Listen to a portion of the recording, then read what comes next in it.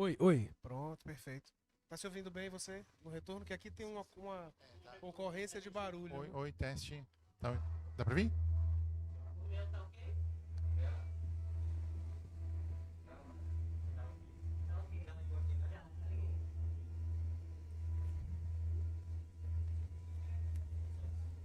Eita, eita.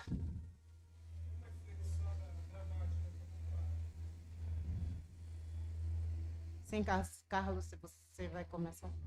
É óbvio que vai. Porque eu sou produtora, eu não fico na frente das câmeras, eu fico por trás das câmeras. E ele hoje está me forçando a sentar aqui.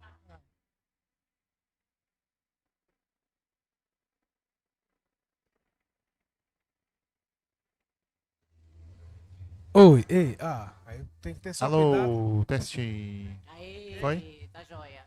Mas tá pegando o. Vai pegar o É, não som. vai ter muito jeito, não.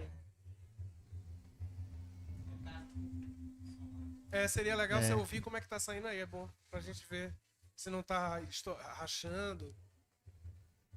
Você fala Pronto. um pouquinho pra gente? alô, oi, testando. Geise, Tá ok, não tá? vemos? Beleza. Nossa câmera é essa É essa aqui, né? daqui, a pequenininha. Ok.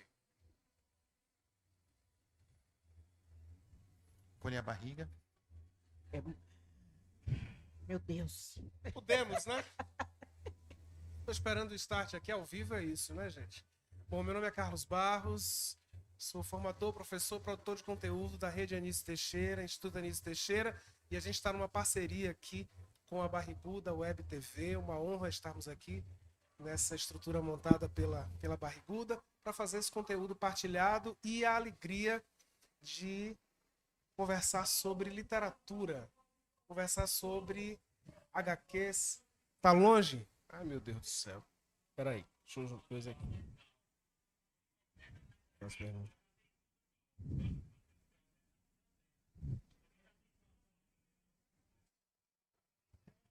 Pronto. Podemos? Bom, a gente vai falar um pouquinho hoje, conversar com um escritor, um roteirista e, mais do que isso, alguém que tem dialogado ao longo dos anos com a linguagem da literatura para a juventude. Não somente para a juventude, mas basicamente para a juventude, misturando linguagens, e que eu vou deixar ele falar mais do que eu sobre isso, e que a gente acabou de sair de um bate-papo muito interessante com ele. Eu chamar Fábio Yabu aqui para falar um pouquinho conosco, te dar mais uma vez as boas-vindas à Bahia. Eu não sou de Obrigado. Irecê, mas sou baiano. E eu queria começar a pergunta é o seguinte: você falou lá, entre outras coisas que você falou, e eu queria começar já por aí, você falou sobre a inteligência artificial, né, sobre a tão famosa IA, e de que maneira a IA, de uma certa forma, simplifica a relação das pessoas com o conhecimento. Eu queria que você falasse um pouquinho para a gente sobre isso. E a partir daí, de que maneira você percebe, de que forma a inteligência artificial acaba atrapalhando ou não atrapalhando a relação das pessoas com a leitura, na sua diversidade. Sim, ó, eu acho que o uso da IA, ele. Eu acho que as pessoas estão começando a entender um pouco melhor, pelo menos quem trabalha com isso, ou quem consegue ver muitos exemplos, né? Acho que a gente está começando a ver um certo platonamento assim do uso, né? Por exemplo, a gente falou lá do uso para arte, né? Há um ano atrás, um ano e meio, quando as pessoas começaram a usar muito mais intensamente para fazer arte, e tinha aquelas coisas, desenhe você com um personagem da Pixar ou do Estúdio Ghibli e Uhum. tal, e aí naquela semana todo mundo usava e depois, né, caía no esquecimento.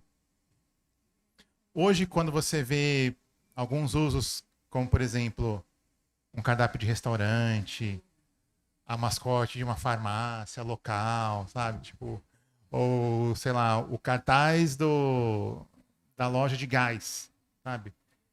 Você começa a ver ali que tem um padrão muito estabelecido, que é muito característico, né? Você bate o olho e você sabe que é IA, né?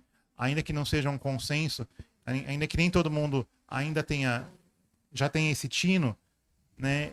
Eu acho que está ficando uma coisa cada vez mais comum, né? Porque eu acho que a IA ela serve justamente para isso, para padrões, para coisas padronizadas, iguais, coisas lógicas, né? Como, por exemplo, alguns usos para programação ou para você organizar arquivos, sabe? Coisas que têm uma única resposta possível. Eu acho que a IA é ótima, sabe? No que ela não é boa? Acho que em todo o resto, né? É. Tudo que precisa, tudo que tem mais de uma resposta, né? E isso você vê, é muito fácil você comprovar, né? É só você fazer qualquer tipo de pergunta, a mais esdrúxula possível, você vê que ela sempre vai dar uma resposta. Ela sempre sabe do que ela está falando. Ela traz uma convicção ali, né? Porque ela foi treinada em modelos que, né, que sabiam, né? Que justamente porque foram criados por nós, né? Teses, sites, livros, enfim, todo tipo de informação foi usada para alimentar essas IAs e hoje elas emulam esses padrões, né? Agora, no que ela não é boa, né? Como eu falei, em todo o resto, que é justamente no que a gente é muito bom, em ver nuances, em ver tons de cinza diferentes, em ver que nem todo mundo é totalmente bom ou ruim, sabe? Que começa a entrar numa veia um pouco mais filosófica, mas acho que é isso que é você ser um ser humano, sabe? É você conseguir enxergar as diversas camadas que qualquer situação, principalmente conflitos humanos, oferecem, né? Então, você falou sobre a simplificar, eu acho que ela não apenas simplifica, eu acho que ela reduz, sabe, a essência do conteúdo, do conhecimento humano, a respostas rápidas e simples. E eu acho que tudo que a gente não precisa hoje no mundo é de respostas rápidas e simples, porque os nossos problemas são muito complexos, né? Desde, enfim, conflitos armados até todos os conflitos gerados pelo capitalismo, né, como fome, guerra, escassez artificial de recursos, né, porque recursos a gente tem, água a gente tem, energia a gente tem de monte, né, mas isso fica cada vez mais concentrado em menos mãos, né, e são problemas complexos e a gente precisa né, de pessoas e mentes capacitadas para resolver esses problemas e não, né, de sistemas que só simplificam e reduzem as coisas. É exatamente esse lugar que a IA não chega. Eu acho que chega, por exemplo, na ideia de fazer um livro sobre a lasquinha do lápis e aí dos outros objetos. Se você pudesse, eu queria que você falasse um pouquinho pra gente desses personagens, né, que estão nesse livro, que são esses objetos mágicos e que, em certa medida, de certa forma, a pasteurização da inteligência artificial pode fazer com que a gente perca a dimensão, né? Que a lasca de um lápis tem uma história. Exato. Essa história da lasca de lápis é muito boa porque, na verdade, foi ela começou como um exercício que eu fiz, porque eu não sei quanto a vocês, mas eu sou apaixonado por apontador de lápis. Eu acho uma coisa muito Eu sou incrível. apaixonada por caneta. Mas é muito Tudo quanto é delicioso cor. você apontar um lápis, né? Tipo, é uma coisa. Eu tenho um monte em casa, né? E aí teve um dia que eu vi uma lasquinha de lápis na minha mesa e me impus esse desafio. Será que eu consigo escrever uma história sobre uma lasca de lápis? E aí não só aquilo virou uma história, mas como virou um livro inteiro, né? Essa pequena faísca, né, da lasquinha de lápis virou um livro sobre isso que eu chamo de objetos mágicos, né? Sobre uma lasca de lápis, uma caneta Bic ou uma sala em branco, né? Que pode ser qualquer coisa, né?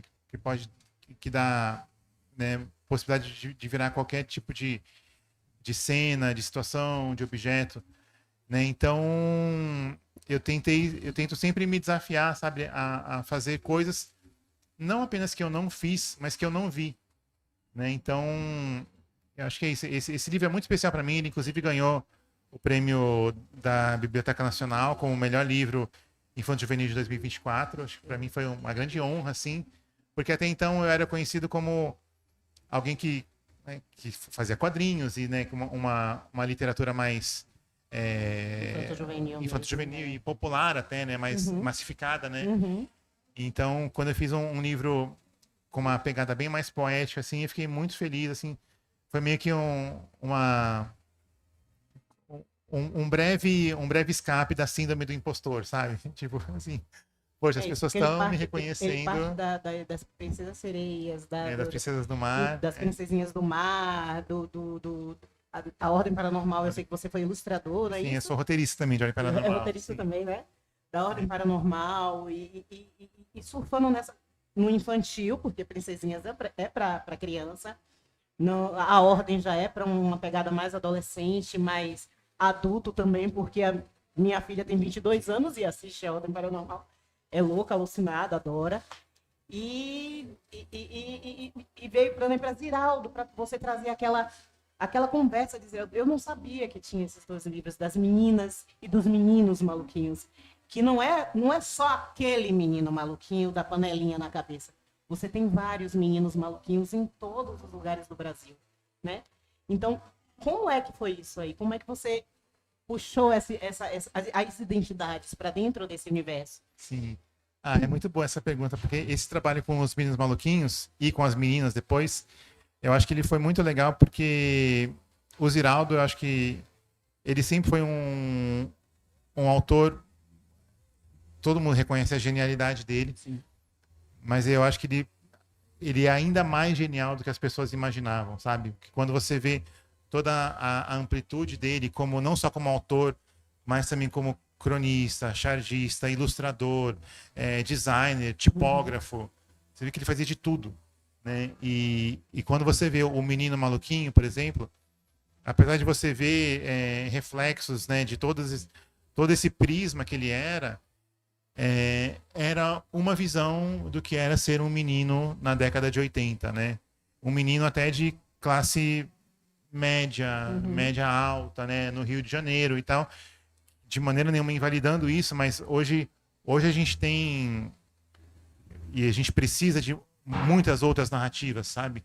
Do que é ser um menino, do que é ser uma menina, do que é não ser nenhum dos dois, do que é ficar no meio do caminho, do que é deixar isso para decidir depois, né? Então, o Meninos Maluquinhos e as Meninas Maluquinhas faz esse tipo de questionamento, sabe?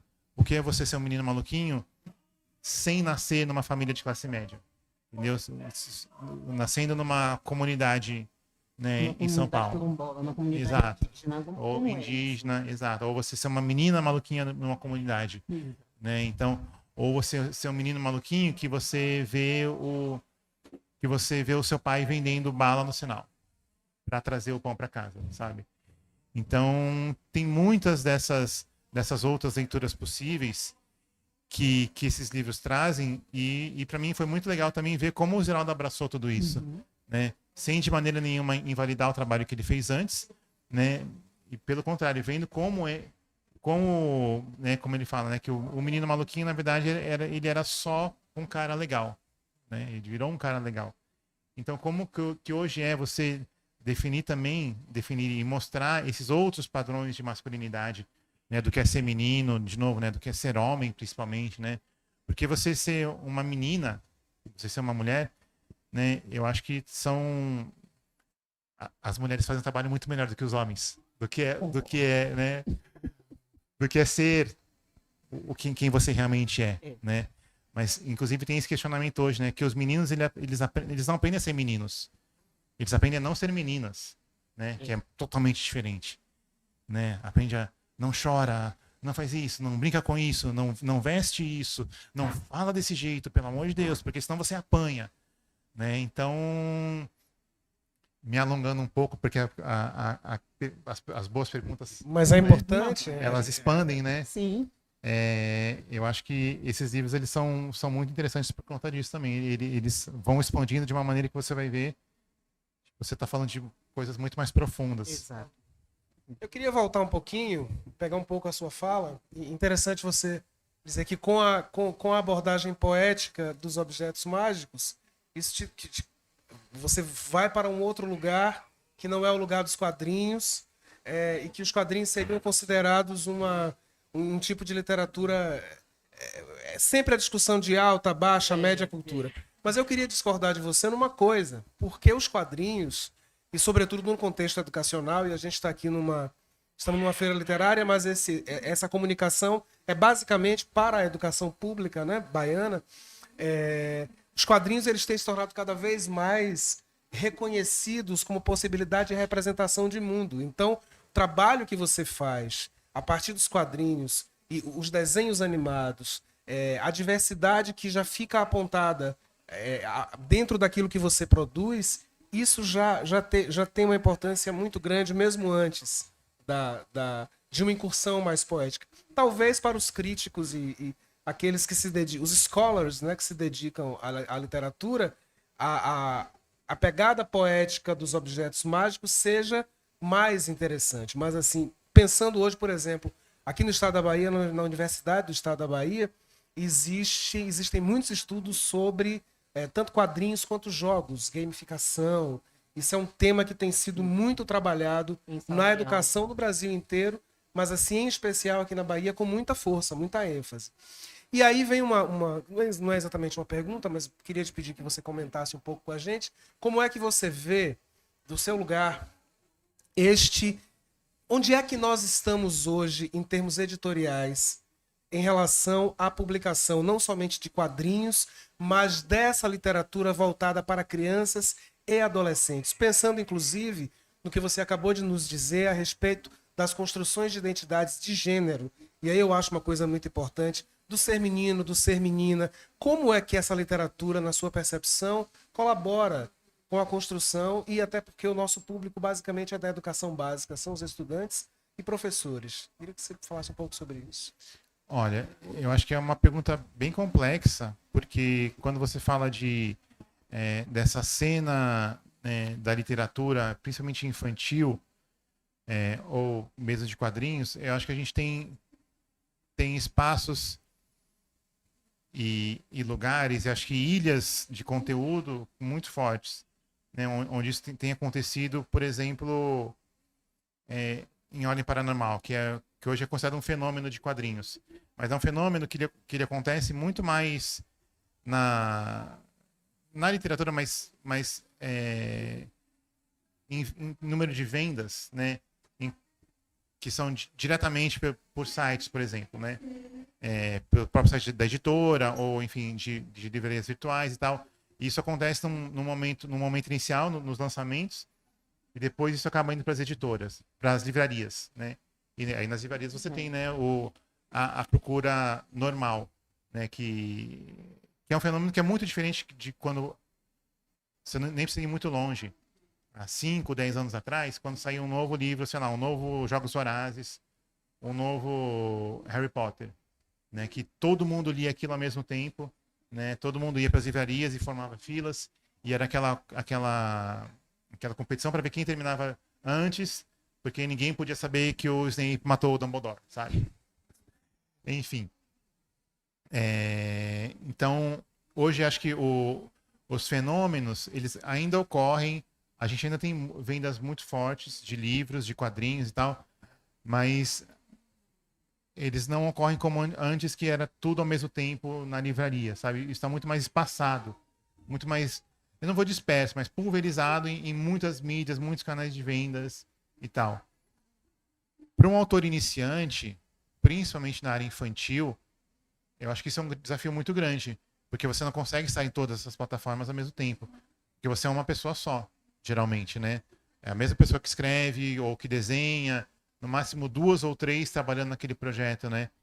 Então, é muito desafiador, mas acho que quando você passa essa barreira, né, e consegue estar em alguns meios, algumas plataformas diferentes, acho que as possibilidades são maiores do que eram antes. Mas essa barreira de entrada acho que está cada vez maior, né? E é uma coisa muito interessante, porque sempre que a gente vê surgindo, né, esses novas mídias ou novas plataformas que se propõem a democratizar o acesso ao conteúdo, à informação, eu acho que, na verdade, a gente tem cada vez mais barreiras, sabe? Que são os próprios algoritmos, né? Que hoje você não é nem dono mais do seu próprio feed. Você nem escolhe mais o que você está vendo, quanto mais o que você está expondo, né? O seu trabalho como autor, né? Como ilustrador, ou músico, música, né? É muito difícil você passar essa primeira barreira. Óbvio, tem os incentivos, né? Que as próprias plataformas, né, querem que você pague para divulgar, para aparecer. Enfim, são regras muito que mudam todos os dias, mas assim, o que eu sempre digo é que a gente sempre vai precisar de vozes e artistas e de pessoas que consigam fazer o que a tecnologia, o que a IA nunca vão conseguir, sabe? Que é conectar com a emoção humana, sabe? Que é justamente saber que um cartaz de uma pizzaria, que um cardápio de uma pizzaria é feito por IA, tem ali a sua utilidade, mas se você quer emocionar, se você quer fazer com a pessoa se conecte com ela mesma ou com sensações que ela nem sabia que ela tinha, tipo, você necessariamente precisa de um ser humano, sabe? Eu acho que é isso. Queria mais uma vez agradecer sua presença, dizer que a Bahia está sempre de braços abertos, né? Bahia sempre foi muito reconhecida por estar à frente em várias questões, e na produção estética, muito, muito, muito, muito. E dizer que eu particularmente, né, falando bem por mim agora, eu simpatizo muito com essa ideia da gente rejeitar a inteligência artificial como a dona de tudo, né? Eu sou uma artista também da música, então assim, sempre brinco, sempre falo isso, né? Me dá coceira urticária quando alguém fala o nome das IAs que produzem música, porque por trás de uma história como essa, como as suas todas, né? A ideia de pensar como um objeto sentiria, isso é coisa que, de fato, nenhuma inteligência artificial vai poder fazer, porque ela vai trabalhar sempre com a perspectiva do que é repetível, né? Exato. Então ela não cria absolutamente nada. E aí é um prazer para mim, uma honra, poder conversar com uma artista e dizer que você tem uma fã, ela já falou ali, né? Que é a Isha, a gente falou com ela agora, e você tem muitos outros, e queria lhe pedir que desse um recado, assim, para os seus leitores, leitoras, especificamente leitoras e leitores aqui do estado da Bahia, e estudantes. O que é que você diria para eles? Nossa, o que eu diria para eles? Eu acho que para essa geração de agora, o que eu diria é que, assim, como todas as outras gerações, chega um momento na sua vida que parece que o futuro é muito nebuloso, que as coisas são muito assustadoras, sabe? Que, sei lá, hoje a gente vê tantas notícias ruins, né? Mudanças climáticas, fim do emprego, tipo, fim, sei lá, a gente ouvia muito, fim da camada de ozônio e tal, né? Não que essas coisas não sejam verdadeiras, elas são e são muito assustadoras, mas eu acho que esse tipo de problemas a gente tem cada vez mais a necessidade de pessoas que sejam capazes de pensar em coisas que a IA nunca vai conseguir pensar, que a máquina nunca vai conseguir pensar. E eu vejo nesses jovens muito essa verve, assim, sabe? Tipo, de fazer coisas à mão, de escrever à mão, de escrever diários à mão, às vezes fazer scrapbook, sabe? Isso é uma coisa muito legal. E além do legal, do divertido, do lúdico, eu acho que é muito importante. Então, tipo assim, continue escrevendo suas histórias, fazendo suas ilustrações, suas músicas, porque a gente vai precisar cada vez mais disso, porque o mundo está cada vez mais complexo e as pessoas que ousarem ser autênticas e diferentes, acho que são as pessoas que sempre fizeram e agora ainda mais vão fazer a diferença. Os criativos. Os criativos. Os tímidos. Né? E os tímidos Os que vão vencer a timidez criando, né? Fazendo coisas. É isso. Por hora é isso. Siga a programação, que tem um bocado de coisa para acontecer ainda aqui na FLIR EC.